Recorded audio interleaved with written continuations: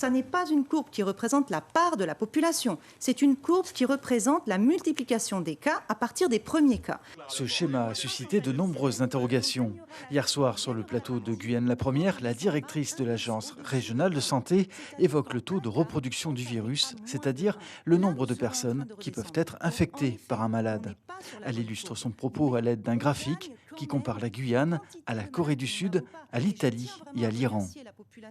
Nous, en Guyane, nous avons une faible multiplication des cas, contrairement à ce qu'on pourrait penser en voyant les chiffres.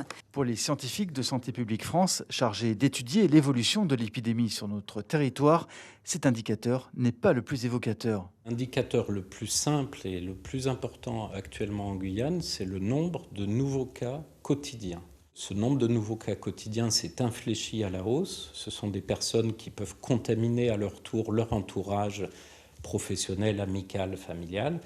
Et donc, ils augmentent progressivement la charge de virus sur la Guyane, dans les différentes villes du littoral qui sont très peuplées et donc qui sont de plus en plus exposées à la circulation du virus. À ce stade, pour Santé publique France, il est encore possible de ralentir la circulation du virus, à condition d'appliquer les mesures nécessaires.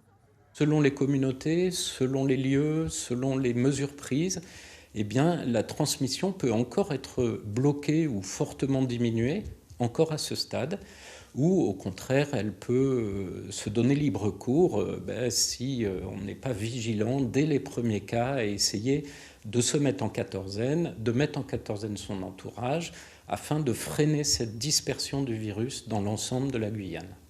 Dans sa dernière publication hebdomadaire datée du 11 juin, Santé publique France indique que 13 clusters sont actifs en Guyane, dont 5 comportent plus de 10 cas.